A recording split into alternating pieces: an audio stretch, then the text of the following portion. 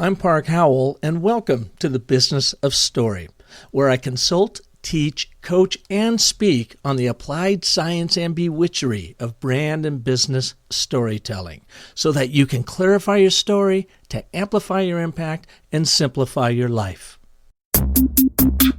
I thought it was just a stupid picture of a pig in the ocean. But after hearing that story, I had to have it. Now I wasn't just buying a picture. I was buying a story. Story literally made the picture worth more money to me. That's what businesses are about. People buy brands. People buy stories much more than anything else. I work with a lot of big enterprise companies, but let's just say I always tell folks, drop the PowerPoint, close your laptops, start with your story. If you want people to get engaged and you want people to act, you have to tell them an emotionally powerful story. That's with great characters, it's with uncertain outcomes, and it's with high stakes and drama. All business strategy is a story.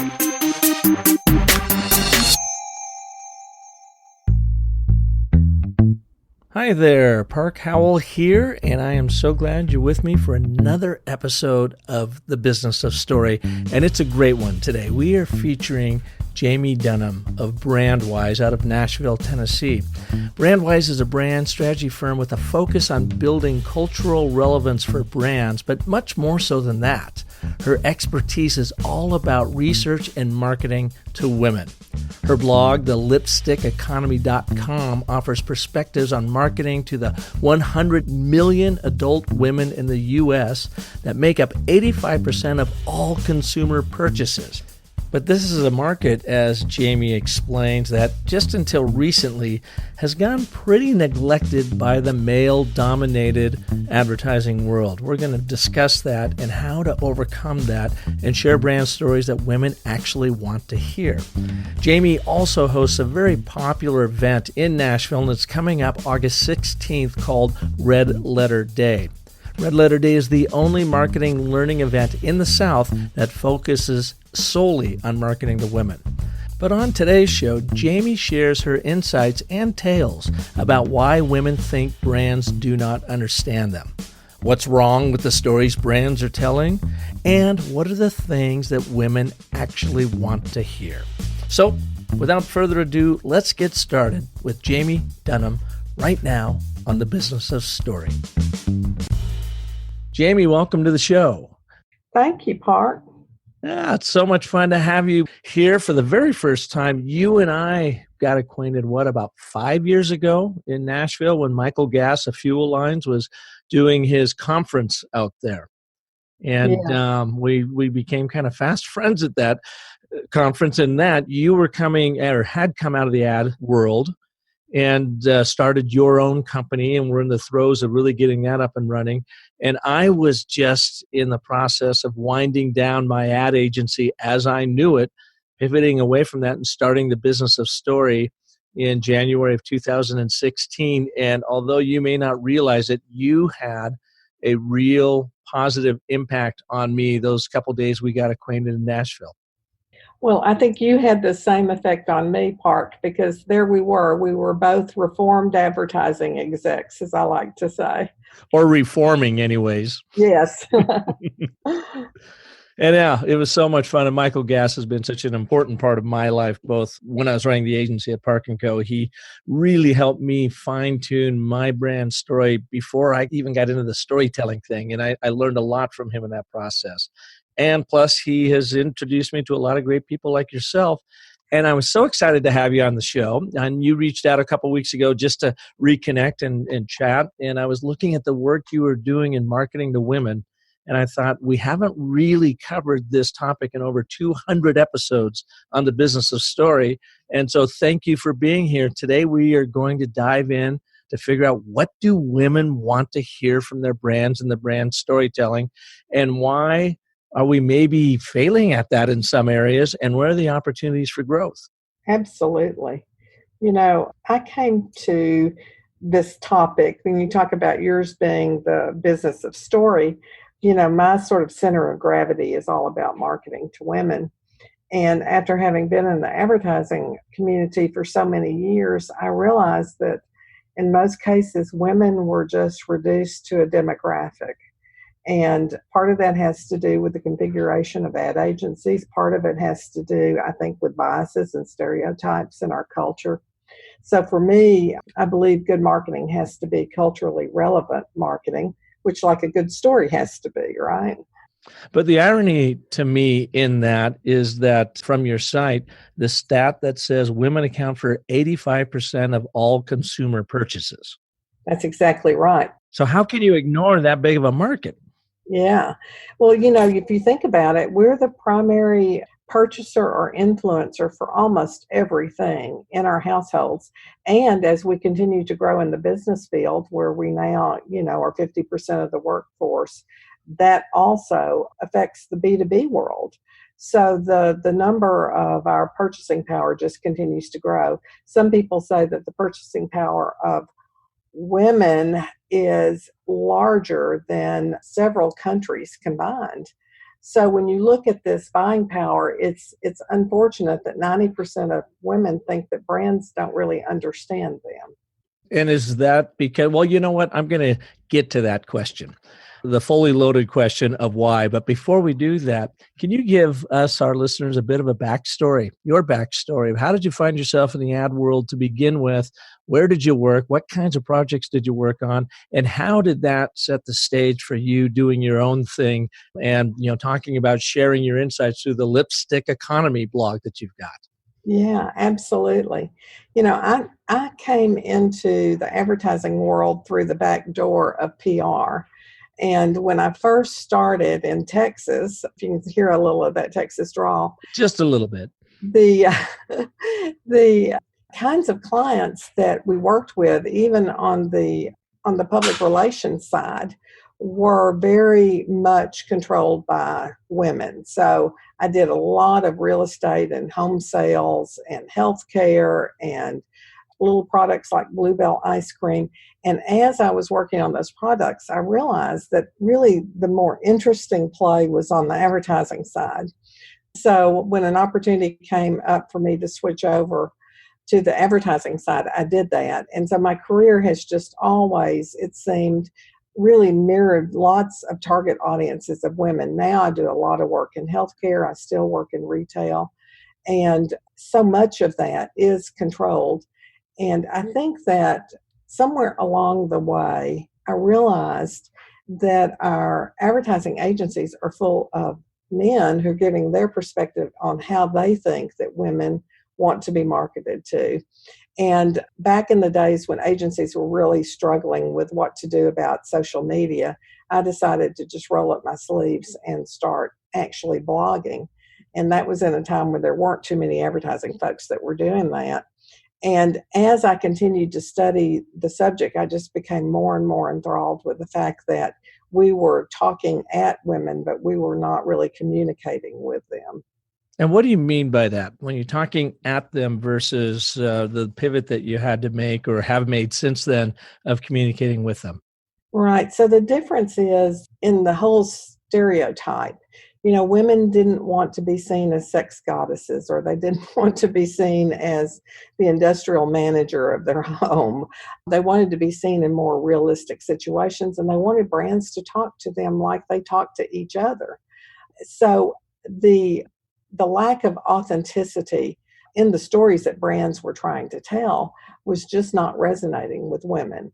And so that had just as much to do with the effectiveness of the message as all the dollars that are being spent in media around that. And what we find is that, there are brands that are beginning to come around and understand that better. It has taken a while for that to be even recognized.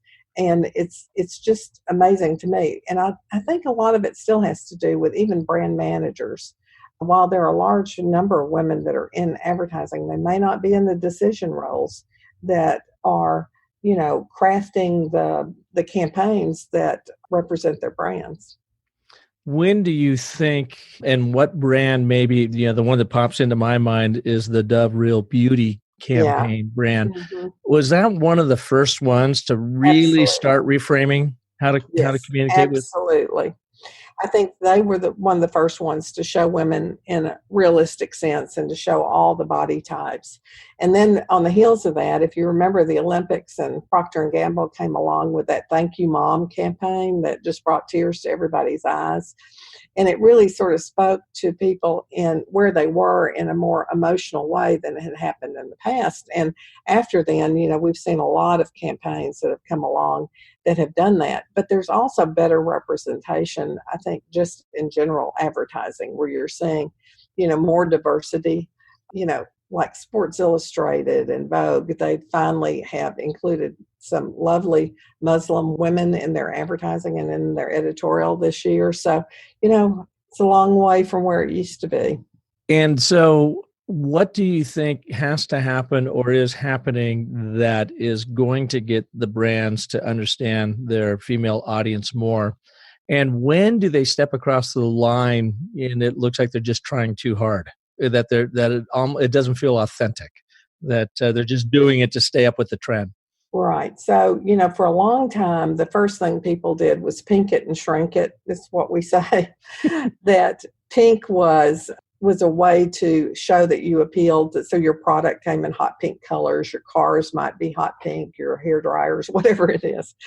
But that's almost an insult to women, because we like to say that pink is a lovely color, and it's a perfect color in October when we're talking about breast cancer, but not maybe necessarily the rest of the time.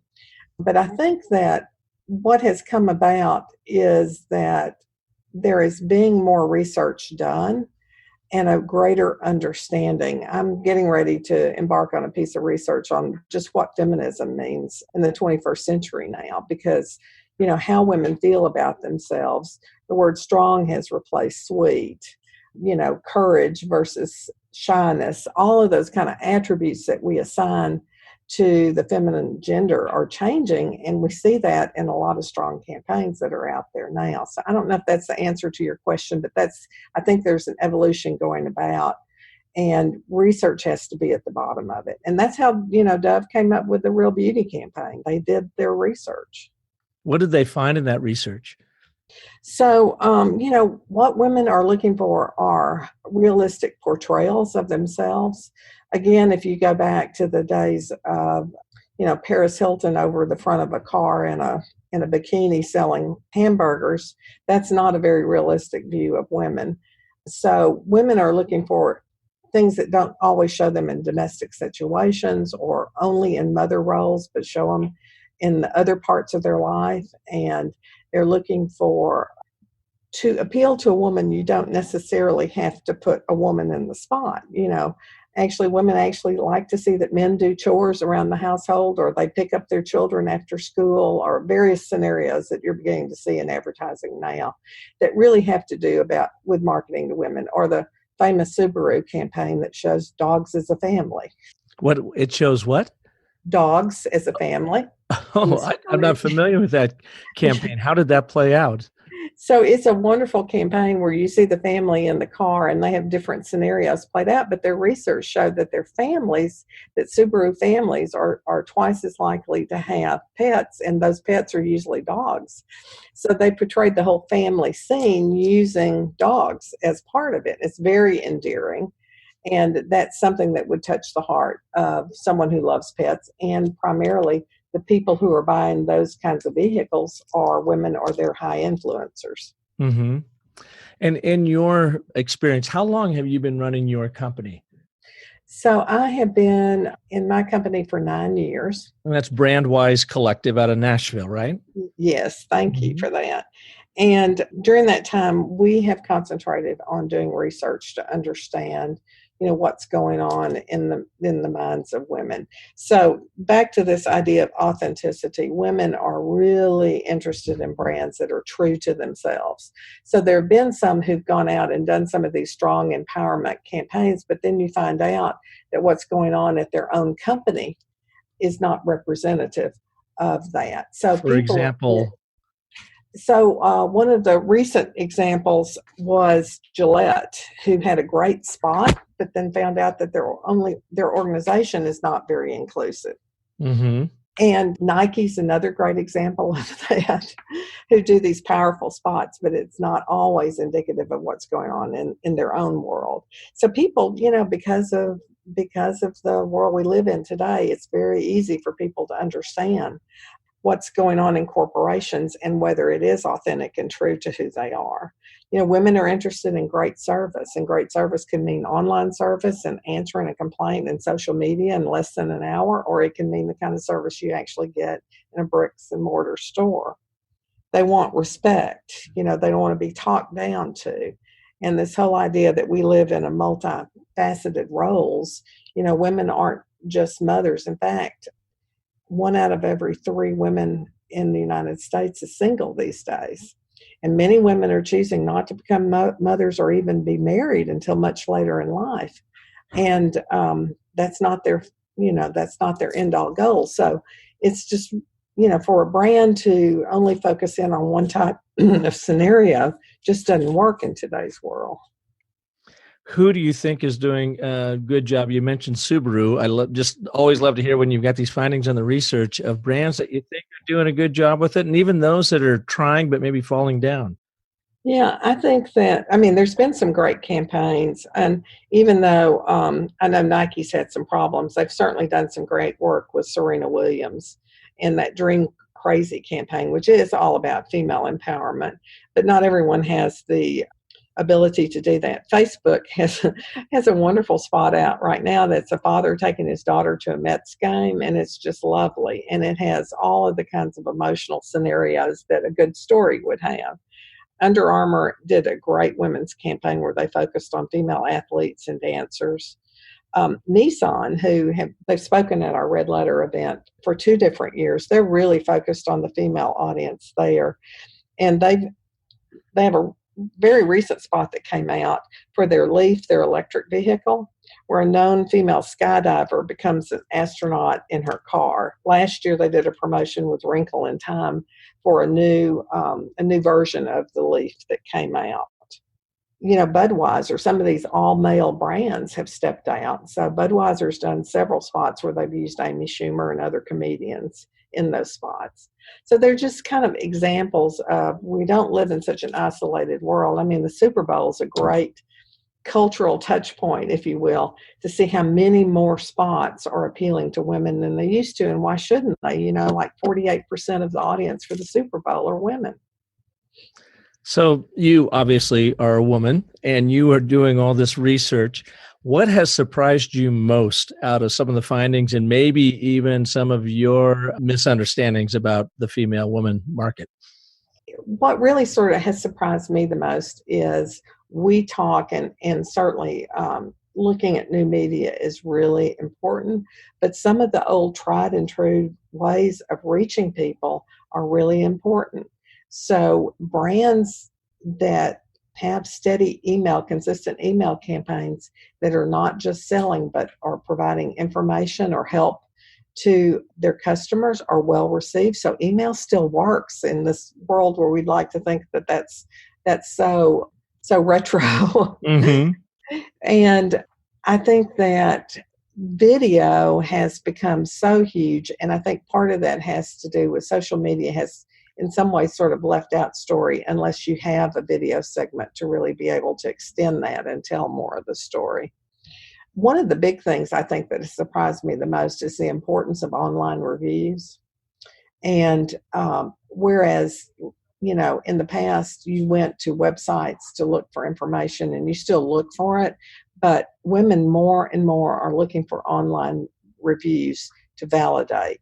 Personal experience is still important. What your family and friends think, what your mother thinks, all those things are still important, but it has to be validated through online reviews. And how about traditional media? Is that still working for this particular consumer group?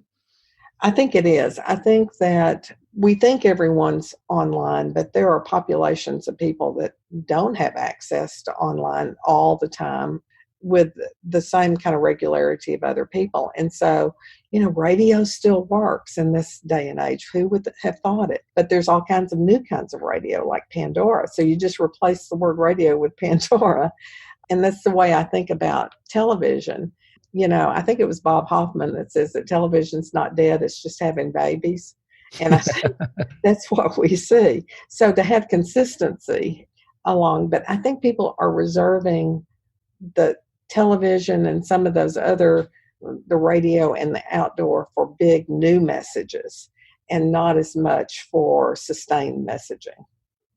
And how important is that for sustained messaging for this particular group? I think it goes back to what are you offering that person? So women are still looking for the same kinds of things we've always been looking for. We're looking for discounts, we're looking for promotions, but we're also looking for that information that helps us in our life. So when you see people like Hallmark or Lowe's or Home Depot that try to help us improve our homes or improve our entertaining because they offer us tips to it, that's the kind of sustaining, I think, that works in between the big, Christmas season, summer clearance, and, other traditional sales times of the year. Mm-hmm. So being a brand more that is helping instead of selling. And in that, do you get a sense from the research you've done or your own experience where that helping post video or whatever, where you're giving them insight into what they could be doing, plays better, is more powerful than the discount or promotion? I think it creates the relationship, Mm-hmm. Because the sale is a transaction, whereas the kinds of engagement you have when you're offering up information that helps someone in their job as being, a mom, a professional, whatever it is, those kinds of things go a lot farther in sort of creating that brand relationship and also that relevance piece that I was talking about. So when the sales come along, they are valued maybe with more interest than they would have been. Now, a lot of people say that brands are having a harder time connecting, but I do think that because of the digital world we live in, it's pretty hard to have a relationship with somebody in a banner ad. Yeah. Well, you mentioned Bob Hoffman. We both saw him speak at Michael Gass's event. And of course, if any of you follow his blog, it's absolutely hysterical. It is, isn't it? Oh my gosh. Yeah. The Ad Contrarian. It's so worth reading. And although it makes me feel sad sometimes, like, I think I'm doing what he's railing on right now. But he also talked about banner ads, and he pulled a quote from somewhere, said, "You're more likely to graduate from Navy SEAL training than click on that banner ad." And I agree with him in some cases. Yeah, that's awesome. Jamie, can you take us to one of your case studies or one of your clients where they hired you and maybe things just weren't going so well with them until you came on board, and the knowledge that you have gotten and developed through your research impacted a campaign or approach, to where you took them and the outcome that created just by focusing on that woman consumer differently? Well, so I'm going to tell you a story that was a client that we have that is made up of all manufacturing sort of oriented types. Those of us in advertising know what that means. And they actually reached out to me because of my focus on marketing to women, because their whole organization was made up of men. And because they're a mattress manufacturer, they have several brands that they sell. And they sell them to retailers, both chains and independents across the country.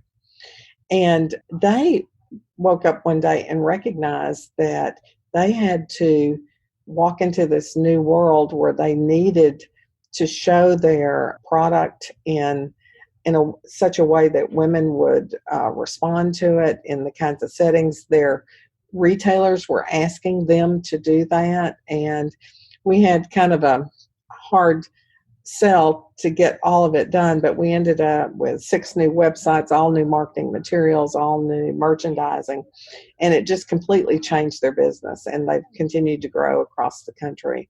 And there's been a lot of unsettlement in that whole category, so they have continued to be successful. So if I understand this right, a manufacturer pretty much run by men, making mattresses, which, going back to your proof point of women account for 85% of all consumer purchases, 85% of their market were women buying their product, but they were out of touch with how to actually market and sell this product, their mattress product, to women. Right.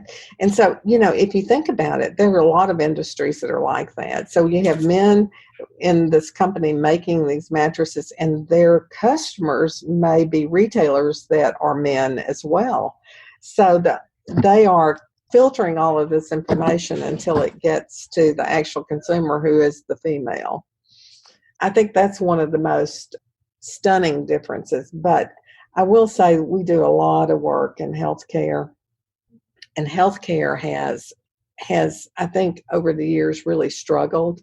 But one of the things that seems to work always, and you'll love this because it's story. I mean, testimonials are stories. So Mm-hmm. when you have a well-crafted story and someone who tells it in a very poignant way, then it just, all of those things that we're looking for, that trust, that authenticity, that authority, it all comes through in a well-told story. In that well-told story, it works because you are telling a story about a real person who had an actual problem that you help them achieve, overcome, so that they level up in their life, and you can tell that story with a straight face because it actually happened. Right. So that would be would that be the hero archetype? Well, your audience, of course, is the hero. In at least my position at the Business of Stories, you're always placing your audience at the center of the story.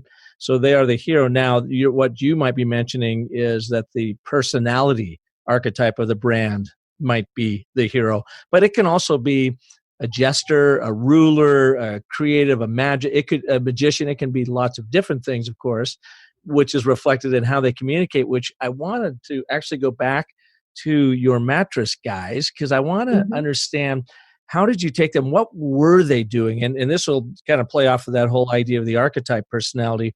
What was that archetype personality they had in selling their mattresses before you showed up to help them reframe, redesign how they sell their mattresses through their in-store displays and their websites and so forth?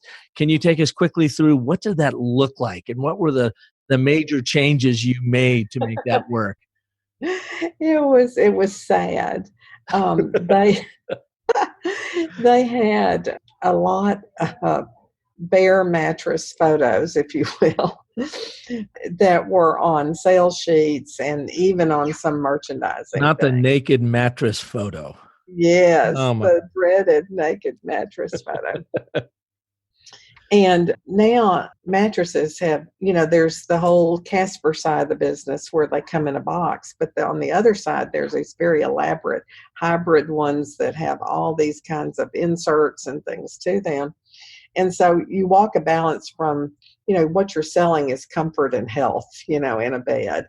And that becomes, to show people enjoying that and being able to speak to those things becomes hugely important, as opposed to just showing a bare mattress. And that's really kind of the step that we took. And the funny part of it was their retailers recognized that their products were good, but that their whole marketing shtick was so bad that they kind of shamed them into doing it. So they were stuck in the whole thing. We love our mattresses so much that we are going to tell you our brand story about what we make versus what we actually make happen in your life. Exactly. Yeah. Yeah. Major brand faux pas. So what did you do? So, we went through a long process of segmenting. I'd say long, but we had to segment all their brands. We had to give each one of them a personality, right? And giving a mattress a personality. Well, a personality and a buyer. Mm-hmm. Because Okay. the buyer for one product is somebody who's going to buy something that is, hypoallergenic and made with all organic materials is going to be different than the person who's maybe interested in, because they have health problems, that they want something for their back or whatever. So we actually assigned different kinds of consumers to each one. So we did brand profiles on them. And then using that, we crafted the different stories for each one of those brands and the look and feel of them. So we had one that looked very Scandinavian, and we had another that, looked like Middletown, America, one that was very family oriented. So, it's just like any other campaign that you would do for other products. We had something for everyone, but we did it based on profiles. And is that why you ended up with several different websites? Were you sending them to different places depending on the kind of mattress that you were trying to match up with that buyer persona? It's sort of interesting because, again, the main reason they need marketing materials is if I go into a store and I see a mattress that I'm not familiar with it, I'm going to go online and look it up, back to the online reviews, right? And so it was very important for them to have a presence, but they sell several brands because not all retailers want the same brand. Mm-hmm.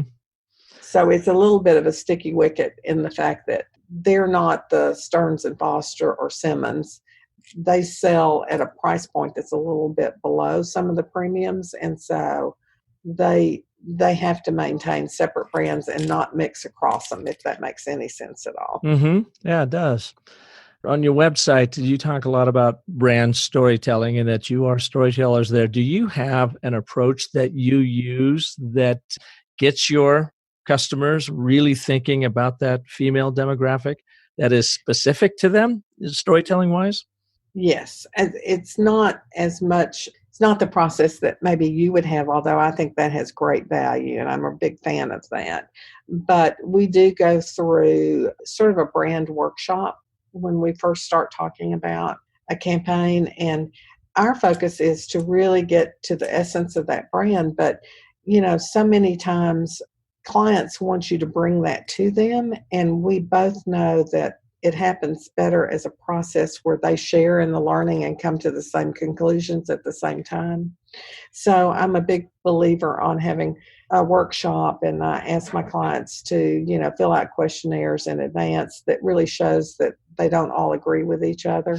Yeah. And then when we get in the same room together, we start talking about what their goals are, and we talk about the target audiences. And we don't talk about target audiences and demographics. We talk about them as every group of person who would possibly use or touch the brand.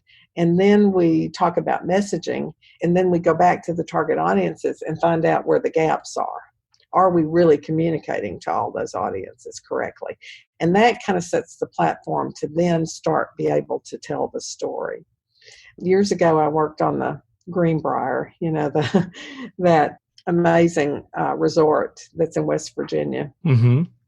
And we were doing that process with them. And I'll never forget that as we were going around trying to fill out their brand and their brand profile, they started telling us things. They said, well, we started talking about ladies and gentlemen serving ladies and gentlemen before the Ritz-Carlton did. And we had mint juleps before they started serving them in Kentucky. I doubt that one a little bit. But Okay. But we were the first resort to have a golf course.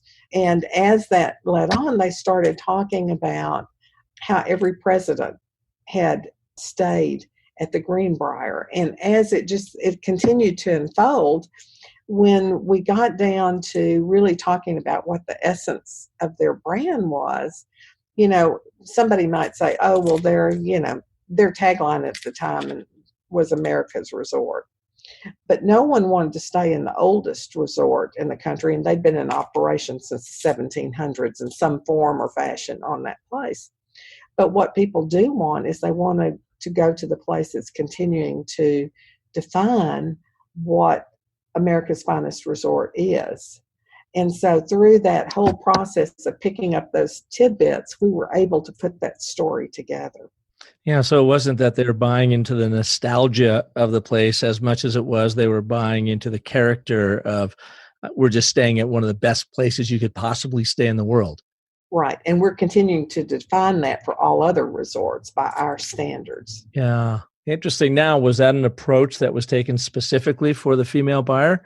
Was she the decision maker in this? Or was this more of an overall brand story approach? It was an overall brand story approach, but in their case, and you probably know this in hospitality, there is always a business side to that. And so they had a lot of conferences and things that happened.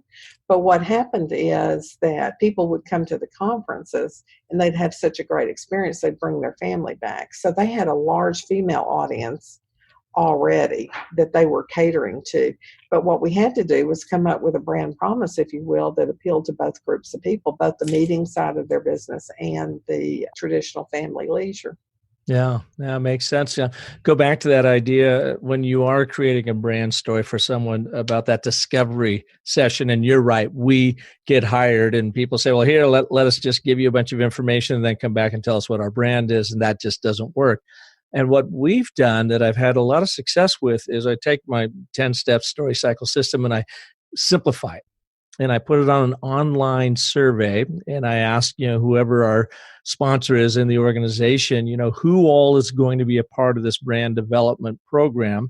I get the names and address, emails, and I send each one of them their own, survey, basically taking them through the 10 steps of the story cycle system. And I ask them to answer it to the best of their abilities. Don't overthink it. At this point, more interested in what their gut thinks than what their head thinks. We'll have plenty of time to, sort through that and logically, parse it out. And it's always fascinating. They will take that study, that survey, I will get it and be able to connect the dots of where are the gaps in the thinking, where's the trending in the thinking. And all of a sudden you start to see the brand story begin to materialize right there. Take Exactly. all those findings in, and then you bring them into the room and share what you've learned from them all independently. And I think, I know you are dead on when you say you're trying to build consensus, that it has to come from the client first and foremost, because they are the people closest to their brand. We act like anthropologists or brand anthropologists simply to try to suss that information out of them. But ultimately, they arrive at their brand story through our guidance, I think. Is probably what you experienced too in your process? That's exactly. I mean, the one good thing too about going through, filling out that survey is that it sort of primes the pump for the discussion, because they have to think about their answers for that so that they don't talk about those things. You'll probably, I was having a conversation with somebody the other day. I said the biggest fights that happen in advertising agencies is over what is the website going to look like. And it's not the website. It's what does the brand represent that they haven't come to grips with. And that's why they fight over the website. Yeah, that's just a symptom of the bigger problem. Right. Of we have no idea what the brand personality is quite yet.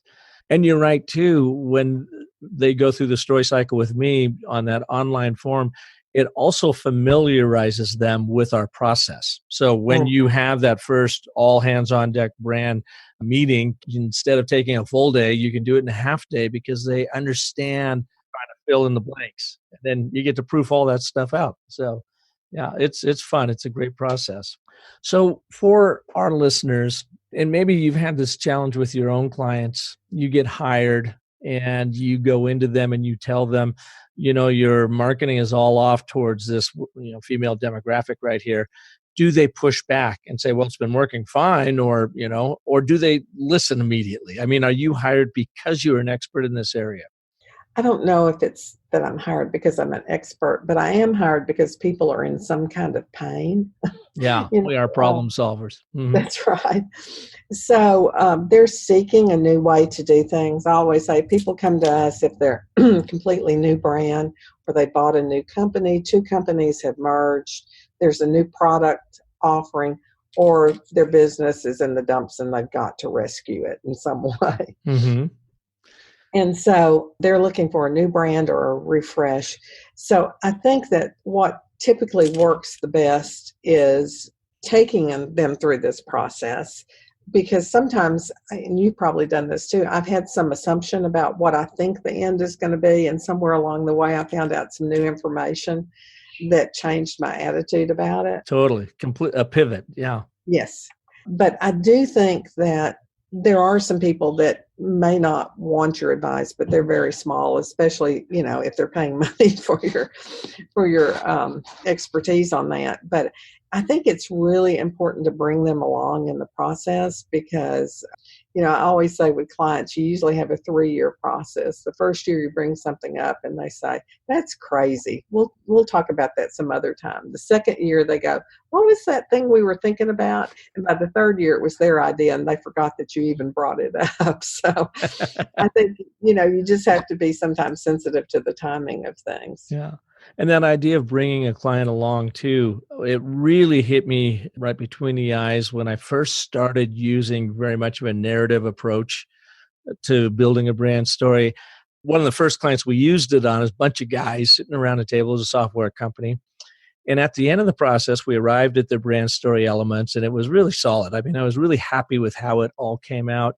And at the final session, before we moved on to creative development, the CEO got up and he came over, and I was waiting for the big handshake, and I got a big old bro hug, which I'll tell you, Jamie, I've never, ever had before. And I was like, oh, thanks. I thought he was just happy with his brand story. But you know what he said to me? Is he said, that is actually for helping us find consensus. This is the first time everybody sitting around this table agrees with who we are and what we're about, what journey we're on, and how we're going to articulate that. And I think that's the power of storytelling. It really is. And I've had that. I don't get the bro hugs as much anymore, but I still hear that. And I decided too at that point, it was a learning curve for me, that it's not just about coming up with that, perfect, clever brand story. It's first and foremost building consensus around that table, and that consensus will only be arrived at if the brand story is true and authentic and honest to who they are. You can't sell them on it. You can't make something up. I call it, pulling hot air out of thin air, because that's what their employees are going to say when you're trying to sell it to them. It has to be absolutely at the core of that brand offering. And you only get there by enrolling the client in the process and getting them to, open their kimono and lay it all on the table. And like you said earlier, you will think, you're going down one direction, and all of a sudden they reveal something to you that now that's no longer true. Actually, we now have to pivot and end up somewhere else. And that somewhere else can be kind of painful at first, is often very scary to them, but it is truthful, and it usually even leads to a better, greater brand differentiator in the market than they had in the first place. I've had some similar experiences when people have just had this realization that was right, and it was exactly the right fit for them. But I had one client that they got so excited, and this was just a brand refresh, but through the brand refresh, they sort of re-energized who they were. They hired a band. They had a party for everybody and all of the people surrounding their hospital, everything, and they all dressed in their brand colors. They were so excited, and it was so cute to be part of that. Yeah, but that means you struck a chord, and they are really buying into the authenticity of that brand story now that you've created on their behalf. That's great stuff. So, Jamie, what are the 2-3 recommendations you would give our listeners if they are reframing how they are selling something to the female demographic, based on your research, and what are the top few things, biggest mistakes we make, and how do we overcome them? So I think that going back to what's true and authentic about the brand has to be at the foundation of everything that is done, is really discovering how does that connect. So I always say this is a little brand babble, but I truly believe that a brand is a cluster of ideas that's built on a strategic premise, and that's where a lot of people stop.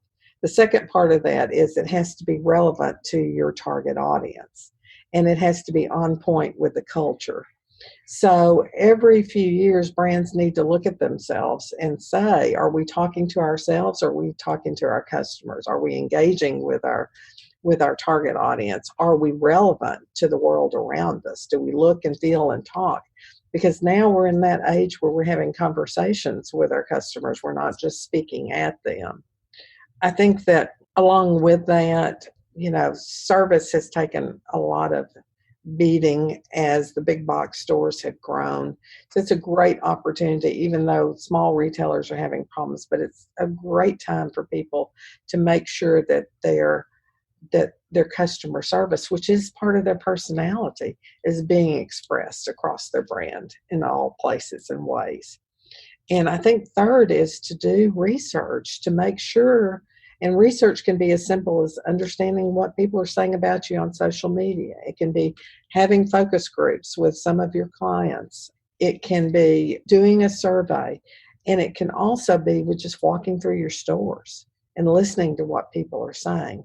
But it's just so, so important to not be in an enclosed box, but to reach out to people around you and get the opinions of your customers.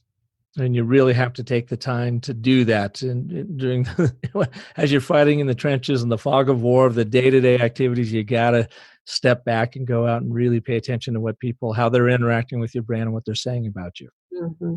I'll tell you just one other short story is that I do some work with a convenience store chain. So the stereotype of convenience stores has always been that they're men in pickup trucks that pull up there, and that they make the primary audience, and all they're doing is buying hot dogs and chips and beer. You're describing me right now, by the way. Well, you are one of the target audiences that they have.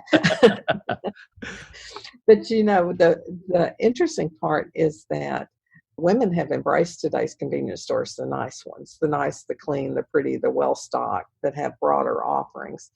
And so through all the research that we did, we found out that they had three very distinct audiences of people. They had those people who worked and were in their cars all the time. So that didn't always mean they were in construction. They were doing other things, like they may be salespeople, or they may just be on the move because, you know, their business has lots of locations or whatever.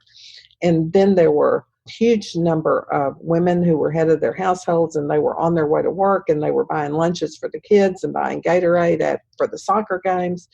And then they had singles, which were another big audience because they don't even make coffee at home anymore. So it's interesting to see that almost within any group or any brand, there is going to be a segment of women. It may be smaller in some categories than others, but it's there. And they're probably a pretty mighty piece of business.